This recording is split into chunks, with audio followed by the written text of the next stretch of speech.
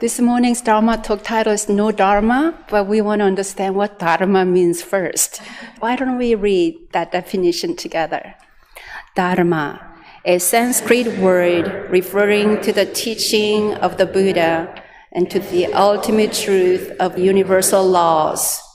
Dharma also refers to all teachings that guide people to realize the truth. This month, the koan topic we are contemplating at the end of our morning meditation is, when Buddha was about to die, he said, all this time since I first started teaching, up until now, I have not spoken a single dharma. What does this mean? After years of spiritual practice and meditation, Gautama Buddha attained enlightenment under a Bodhi tree at the age of 35. After his great awakening, he taught Dharma, how long? For 45 years.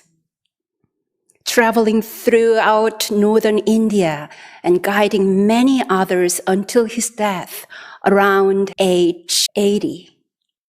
More than 2,500 years ago, living for 80 years was considered a long life. When Buddha was about to enter nirvana on the riverbank in a grove of trees near Kushinagar, an ancient Indian city, he said, from my first teaching at Deer Park to the sala trees where I rest now, in all this time, I have not spoken a single dharma. Why did he say that? Was it because he was so old and he could not remember what he had said in 45 years of teaching?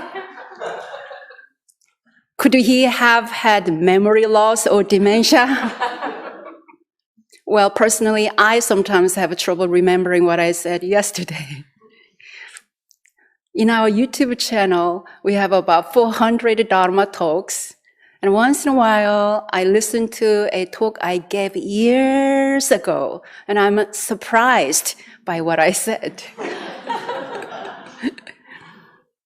Presumably, the Buddha did not, in fact, have memory loss or dementia.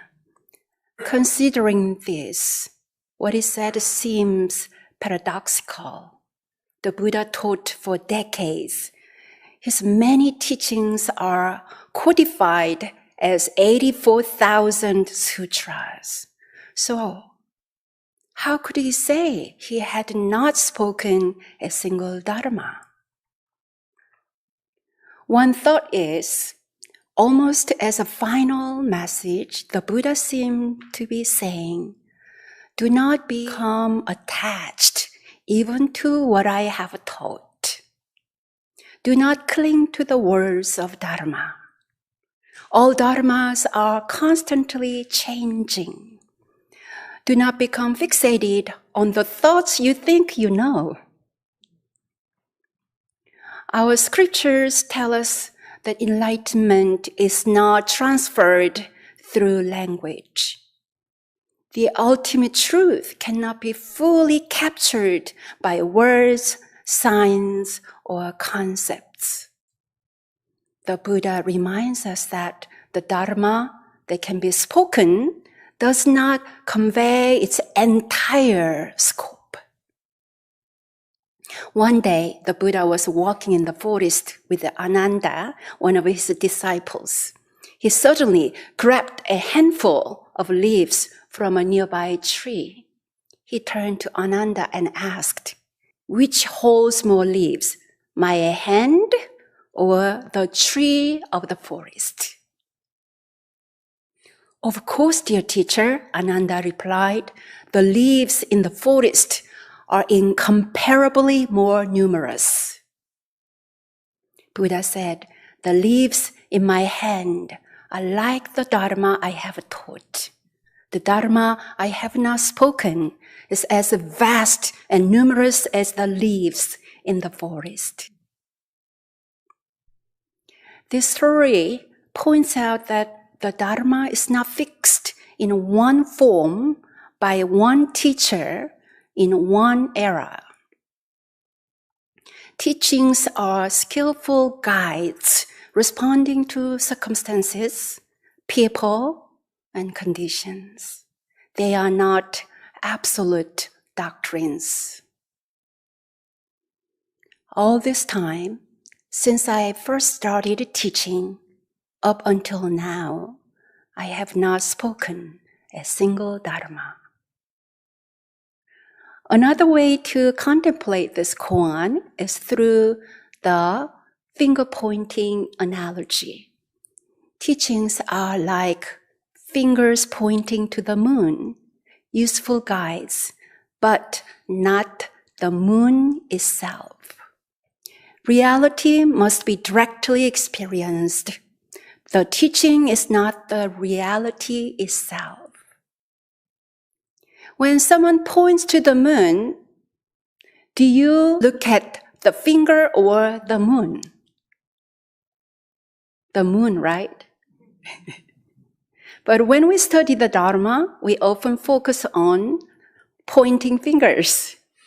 We may overanalyze every word of the text and overlook the essence of the teaching. If we cling to words, doctrines, or ideas as fixed truth, we can easily miss the living reality that is meant to awaken us. A map may help us travel, but the map is not the landscape. Once we arrive at our destination, we no longer confuse the map for the road, the mountain, or the river. When we arrive at our destination, we turn off the GPS. The Dharma is like a raft used to cross a river. Once we reach the other shore, we no longer need the raft. We let it go. In the same way, the teachings are meant to help us reach liberation. But they are not something to grasp once their purpose has been fulfilled. All this time, since I first started teaching, up until now, I have not spoken a single Dharma. We can say it together. All this time, since I first started teaching, up until now, I have not spoken a single Dharma. These words reflect profound humility and non-attachment. Truth is not owned. It is not a possession. The Buddha, at the time of his transition, let go of his own teachings, telling his disciples not to become trapped by the ego fulfillment of acquiring Dharma. Have you ever shared something meaningful with a friend, perhaps even more than once, only to later hear your friend repeat your words, but attribute them to someone else? You think to yourself, wait a second, didn't I say that to you? This sometimes happens to me. I hear an inner voice, I told you that. I told you that more than once. Now you finally get it. My ego wants to claim credit for the lesson, wants to claim ownership. The Buddha reminded us that insight and wisdom is not a personal possession. During Buddha's 45 years of teaching, imagine how many people he helped gain wisdom and insight. Yet he said, I have not spoken a single Dharma. These words reveal a mind completely letting go of ego and attachment. Even attachment to Buddhism or the teachings can distract us from ultimate liberation. In this Dharma community, we cherish and uphold Dharma as a bridge, as a raft, as a finger pointing to liberation. That's why you are here. That's why you are fully present and deeply listening now. Here we hear the teacher's voices reminding us that the ultimate Dharma is no Dharma.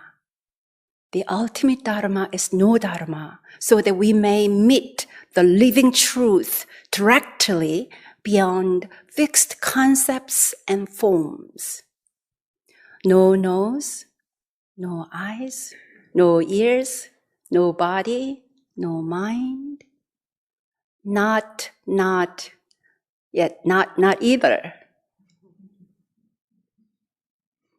In the unsurpassed great way, there is no Dharma, no Buddha, nothing higher, nothing beyond. Dharma cannot be grasped by ideas such as something or nothing. Sotaesan, our founding teacher, composed the following verse. On the winding path up Mount Pyeonsan, a rock sits listening to the murmuring stream. Nothing, but no nothing either. To repeat, on the winding path up Mount Pyeonsan, a rock sits listening to the murmuring stream. Nothing, but no nothing either. Then Sotaesan said, if you understand the meaning of this, you are one who has awakened to the way. Dear friends, may our Dharma path lead us to ultimate liberation.